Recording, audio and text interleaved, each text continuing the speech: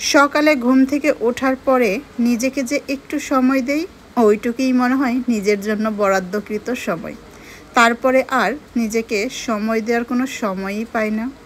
আসসালামু আলাইকুম, সবাই কেমন আছেন? আশা করব আল্লাহর রহমতে সবাই ভালো আছেন। আমি আজকে আবারও নতুন একটি ডেইলি ব্লগ নিয়ে আপনাদের সামনে চলে আসলাম।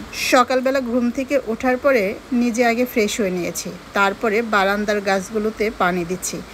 যদিও প্রতিদিন বৃষ্টি হচ্ছে, তারপরেও কেন জানি না গাছের মধ্যে একদমই পানি আসে না বৃষ্টি। আমার বারান্দার প্রত্যেকটা গাছের মধ্যে এই গাছটাতে প্রতিদিন ফুল আসে, মাশাআল্লাহ। আর ফুলের কালারটা কি সুন্দর, তাই না? গাছে পানি দেওয়া শেষ, এবার আমি এক গ্লাস পানি খাবো। সকালবেলা ঘুম থেকে উঠেই আমি পানি খেতে পারি না, কিন্তু আমি জানি সকালে ঘুম থেকে উঠে একদম বাসি পেটে পানি খাওয়া হেলথের জন্য খুবই ভালো। আজকের আকাশটা কিন্তু খুবই সুন্দর, আমার খুবই ভালো লাগছে, যার জন্য আমি আপনাদেরকেও দেখাচ্ছি। নীল আকাশ আর মাঝে মাঝে সাদা মেঘ, মনে হচ্ছে নীল আকাশে সাদা মেঘ ঘুরে বেড়াচ্ছে। কি সুন্দর, তাই না? আমার কাছে খুবই ভালো লাগতেছিল। আমি এইখানে বসে অনেকটা সময় ছিলাম। যদিও কিচেনে আমি ডাল সেদ্ধ দিয়ে আসছি, সকালের নাস্তা রেডি করব তাই। আর এইদিকে বসে আছি কারণ ডালটা সেদ্ধ হলেই আমি কিচেনে যাব। সকালের জন্য কি নাস্তা রেডি করব সেটা রাত্রেই চিন্তা করে রেখেছিলাম। আজকে যেহেতু ফ্রাইডে, আমরা চেষ্টা করি ফ্রাইডেতে সকালের নাস্তা থেকে শুরু করে সারাদিন একটু ভালো কিছু খাওয়ার, কিন্তু যারার শরীরটা খুবই খারাপ, যার জন্য আমি যারা ঘুমে থাকা অবস্থায় চেষ্টা করতেছিলাম সকাল আর দুপুরের রান্নাটা শেষ করতে।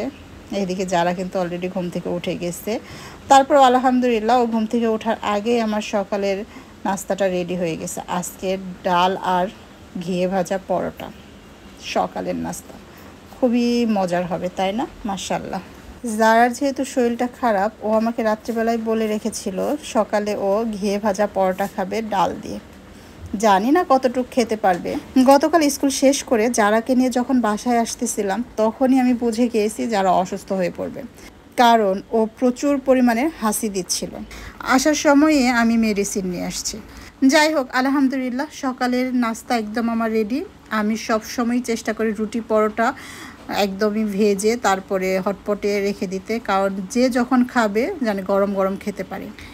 এখন আগে আমি জারাকে খাইয়ে দিব, জারার খাওয়া শেষ হলে তারপরে আমি নিজেও খাবো। আলহামদুলিল্লাহ জারার খাওয়া শেষ, তারপরে আমি ওয়াশিং মেশিনে আগে কাপড়গুলো দিয়ে দিলাম, কারণ এখন বৃষ্টি যখন তখন হয়, যেহেতু রোদ আছে, কাপড়গুলো হয়ে গেলে রোদে দিয়ে দিব। কিচেনে এসে হাঁড়ি পাতিলগুলো ক্লিন করে নিয়েছি, আর ভুড়ি বের করেছি। আজকে ভুড়ি রান্না করব। আপনারা তো সবাই রান্না জানেন, নতুন করে রেসিপি দেওয়ার আর কিচ্ছুই নেই। আমি মনে করি আমি তুলনামূলকভাবে সবার থেকে কম রান্না জানি। তারপর যাই হোক, আমি আমার মতো করে ভুড়িটা রান্না করতেছি। পেঁয়াজ, রসুন, গরম মশলা সব একটু করে তেলে ভেজে, আর প্রত্যেকটা মশলা আমি আগে একটা বাটির মধ্যে সুন্দর করে মিক্সড করে তারপরে কড়াইয়ের মধ্যে দিয়ে দিছি। মশলাটা কষানো হোক। এই দিকে জারার যেহেতু শরীরটা ভালো না, আমি চেষ্টা করতেছি ওকে একটু পর পরে পানি খাওয়াতে। ও শরবত কিংবা অন্য কোনো কিছু খেতে চাচ্ছে না। একবার ম্যাঙ্গো জুস করে দিয়েছিলাম, সেটাও খায়নি, তাই আমি শুধু পানি দিয়েছি। পানি খাচ্ছে আর এসে দেখতেছে আলহামদুলিল্লাহ আমার মশলা কষানো হয়ে গেছে।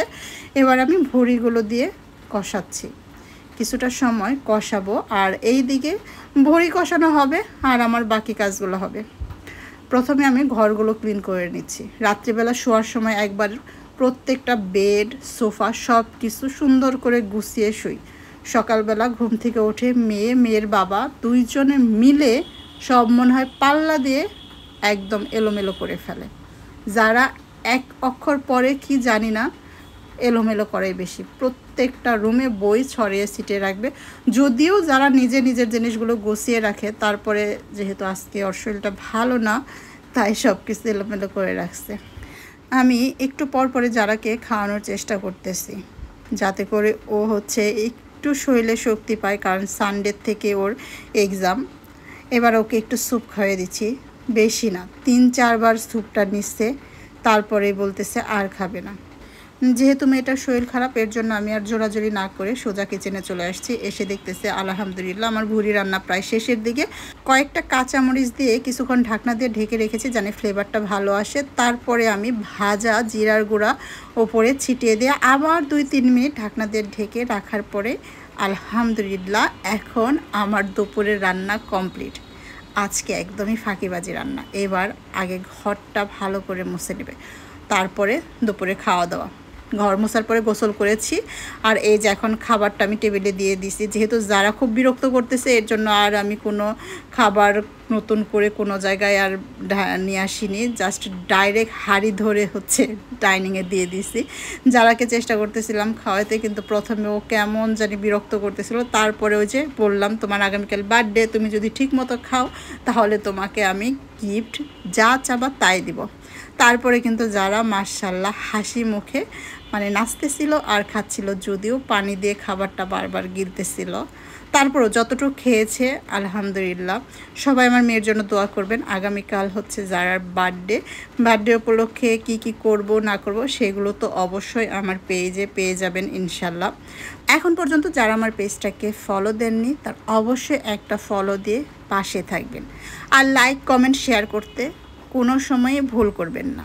আর হ্যাঁ, আমার কিন্তু একটা ইউটিউব চ্যানেলও আছে, যদিও ইউটিউব চ্যানেলটা খুবই ছোট, তবে আপনারা যদি সাবস্ক্রাইব করে দেন তাহলে অবশ্যই সেই ইউটিউব চ্যানেলটাও একদিন অনেক বড় হবে ইনশাল্লাহ।